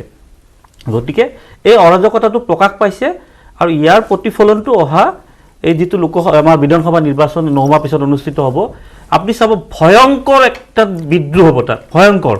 আৰু বিজেপি কিন্তু এটাত ছাকচেছ হৈছে এইটো আপুনি ক'ব লাগিব আৰু অসমৰ ৰাইজেও দেখিছে আঞ্চলিকতাবাদটো তেখেতসকলে কিন্তু প্লেনিং কৰি পুৰা শেষ কৰি দিলে আজি আঞ্চলিকতাবাদ বুলি ক'লে কি আছে আপুনি চাওক প্ৰফুল্ল মহন্ত ডাঙৰীয়া অতুল বৰা ডাঙৰীয়া দুই ভাগত আছে নাই এই 9 মাহৰ ভিতৰত আপুনি ভাবিছে নেকি আঞ্চলিকতাবাদটো জইন কৰি আকৌ তেখেতসকলে নিৰ্বাচন খেলিব বুলি এই বিদ্ৰোহটো ক'ৰ পৰা হ'ল এইটোত কিন্তু তেখেতসকল ছাকচেছ হৈছে অসমৰ ৰাইজে এইবোৰ লক্ষ্য কৰি আছে এতিয়া সিদ্ধান্তটো আপুনি চাওক মই অলপ আগেও ফাৰ্ষ্ট বহুতো মই কৈছিলোঁ বিজেপিক 5খন আসনৰ পৰা 60খন আসন দি চৰকাৰখন গঠন কৰিব দিছিলে ঠিক তেনেকৈ আকৌ 60খনৰ পৰা 5খনত যোৱাটো একো ডাঙৰ কথা নহয় এমাহৰ ইফালৰ কথা চিন্তাধাৰাটো এতিয়া যি ধৰণে কেৱল এনেধৰণে ভাবি আকাশত চাং পাতি আছে নেকি আমি কামৰ জৰিয়তে কৰিছোঁ আপুনি হাজোৰ কথা কৈছে আপুনি মই এটা কথা কওঁ আজি সংবাদ মাধ্যমত প্ৰকাশ পাই আছে 18গৰাকী বিধায়কৰ ৰিপৰ্ট কাৰ্ড নিগেটিভ ৰিপৰ্ট গৈছে মই হাজোৰে কথা কৈছোঁ কোনো অংকত সুমন হৰিপ্ৰিয়া হাজো সমষ্টিত টিকট নাপায় আৰু মই আজিও কৈছোঁ সুমন হৰিপ্ৰিয়া টিকেট পালে হয়তো মই নিৰ্বাচন তাৰপৰা নেখেলোঁ বুলি মই বাৰম্বাৰ কৈ আহিছোঁ কাৰণ তেখেত ব্যৰ্থ হৈছে ঠিক আছে মই এনেকুৱা 18গৰাকী তেখেত তেনেকুৱা বিধায়কৰ ৰিপৰ্ট কাৰ্ড নিগেটিভ তাৰমানে কি আপুনি চাব 60গৰাকীৰ পৰা 18গৰাকী মাইনাছ কৰি দিয়ক নেগেটিভ ৰিপৰ্ট হ'লে আপোনাৰ বাবেতো সহজেই হ'ব যদি মই কি কৈছোঁ যে বিৰোধী শক্তিশালী অলপ ঠিক আছে মই আকাশলৈ গৈছোঁ গ্ৰীণ বৰুৱালৈ কেইটামান প্ৰশ্ন আছে মই একেলগে সুধি লৈছোঁ গ্ৰীণ বৰুৱা ডাঙৰীয়া অসম গণ পৰিষদৰ মাজত বিৰোধ আছে কিন্তু এই বিৰোধ খোলাকে যেন কোনো ক'ব পৰা নাই আওপকীয়াকৈহে সকলোৱে কৈ থাকে বৰ্তমানৰ নেতৃত্ব কিমান গৰিহণাযোগ্য বুলিও একাংশই প্ৰশ্ন উত্থাপন কৰিছে আৰু এজিপিৰ ভিতৰত থকা গোটেইকেইটা বিভাগে আজি ব্যৰ্থ বুলিও বহুতে ক'ব বিচাৰে সেয়া লাগিলে অতুল বৰাই হওক বা কেশৱ মহন্তই হওক বা ফণীভূষণ চৌধুৰীয়ে হওক তেওঁলোকে যিকেইটাত মন্ত্ৰিত্ব লাভ কৰি আছে বৰ্তমানৰ লিডাৰশ্বিপৰ ক্ষেত্ৰত প্ৰশ্ন আহি পৰা নাইনে আপুনি কিবা ক'ব বিচাৰিব নেকি যিহেতু এটা সময়ত আপুনি বিধায়ক আছিল নগাঁৱৰ এগৰাকী দলীয় সক্ৰিয় কৰ্মী আপুনি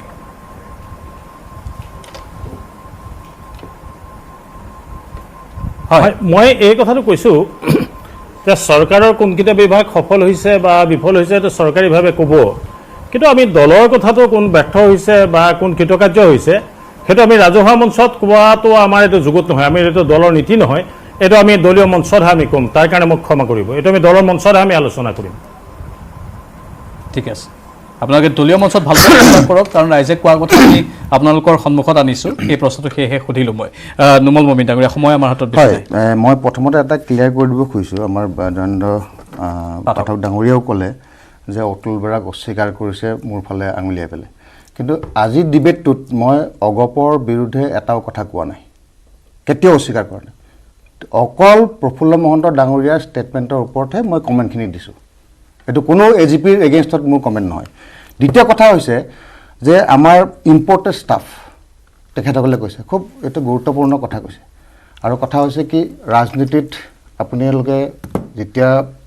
পৰা ভাৰতবৰ্ষৰ ইলেকশ্যনবিলাক আৰম্ভ হ'ল তেতিয়াৰ পৰাই আদান প্ৰদান চলি আছে আৰু আমাৰ 10-12গৰাকী 62গৰাকী বিধায়কৰ ভিতৰত 10-12গৰাকী আমাৰ বেলেগ দলৰ পৰা অহা এইটো হয় নিশ্চয় কিন্তু মেক্সিমাম আমাৰ বিজেপিৰ নীতি আদৰ্শৰ লগত থকা পুৰণা বিজেপিৰ ফালৰ পৰা টিকেট পাইছে মোৰ 2003 চনৰ পৰা মই বিজেপিৰ প্ৰাথমিক সদস্যতাত লোৱা ব্যক্তি হয় মেডিকেল কলেজত মই চাকৰি কৰি আছিলোঁ তাৰ পৰা ৰিজাইন দি পেলাই আহিছোঁ কোনো স্বাৰ্থত নহয় মোৰ সমষ্টিত যিখিনি কাম হোৱা নাছিলে এইখিনি উন্নয়নৰ কাৰণেহে মই আহিছোঁ তো গতিকে তেনেধৰণৰ কথাবিলাক অকণমান মানে আমাৰো গাত লাগে আৰু এটা কৈছে দুলু আহমেদ ডাঙৰীয়াই কৈছে অৰাজকতা চলিছে কোনো অৰাজকতা নাই আৰু সুমন হৰিপ্ৰিয়াই টিকেট নাপায় ৰিপৰ্ট কাৰ্ডৰ কথা কৈছে দুলু আহমেদ ডাঙৰীয়াই বিজেপিৰ টিকেট দিব নেকি মই তেওঁক প্ৰশ্ন সুধিব বিচাৰিছোঁ আজি এই টিকেটটো ভাৰতীয় জনতা পাৰ্টিয়ে ডিচাইড কৰিব ৰিপৰ্ট কাৰ্ডৰ ওপৰত ডিচাইড কৰিব কোন এক্টিভ কোন নেটিভ কোনে আগন্তুক দিনত অসমৰ নাগৰিকৰ স্বাৰ্থৰ ক্ষেত্ৰত কাম কৰিব পাৰিব তেনেকৈ ব্যক্তিকহে ভাৰতীয় জনতা পাৰ্টিয়ে টিকেট দিব মানে আপোনালোকে পৰ্যালোচনা ভালদৰে কৰি আছে হয় ডেফিনেটলি আৰু আজি যিটো আঞ্চলিক দলৰ উত্থানৰ কথা কৈছে আঞ্চলিক দলৰ প্ৰয়োজন আছে কংগ্ৰেছে কৈছে যে আঞ্চলিক দলক শেষ কৰিবলৈ বিচাৰিছে বিজেপিয়ে ভুল কথা পোনপ্ৰথমবাৰৰ পৰা ৰাষ্ট্ৰীয় দলে আমি আঞ্চলিক দলক লগত ৰাখি 3টাকৈ কেবিনেট মিনিষ্টাৰ দিছোঁ তেখেতসকলক 2টা আঞ্চলিক দলকে 2টা আমাৰ লগত 3-3-6 আমাৰো বিজেপিৰ বহুত এলিজিবল MLA আছিলে মিনিষ্টাৰ হৈ পেলাই চলাব পৰা তথাপিও ভাৰতীয় জনতা পাৰ্টিয়ে চেক্ৰিফাইচ কৰি 2টা দলক এটা দলৰ 12গৰাকী বিধায়ক আছে এটা দলৰ 14গৰাকী আছে তো 2টাকে সমানে আমি 3টা কেবিনেট মিনিষ্টাৰ দিছোঁ তাৰপিছত তেখেতসকলে যদি কয় যে আমি আঞ্চলিক দলক ধ্বংস কৰিব খুজিছোঁ সম্পূৰ্ণ বিপৰীত আমি আঞ্চলিক দলক উত্থানৰ কাৰণে আমি কাম কৰিছোঁ ভাৰতীয় জনতা ঠিক আছে পাৰ্টি প্ৰত্যেকটো ৰাজনৈতিক দলে নিজৰ নিজৰ কথা ক'লে আৰু আমি যি সম্ভাৱনা দেখিছোঁ অতি ৰোমাঞ্চকৰ হ'ব 2021 চনৰ বিধানসভা নিৰ্বাচন কিছু ব্যতিক্ৰমো হ'ব পাৰে আমি লক্ষ্য ৰাখিম আগন্তুক দিনসমূহত সকলোকে ধন্যবাদ জনাই বিদায় লৈছোঁ আজি প্ৰাইম ডিবেটৰ পৰা নমস্কাৰ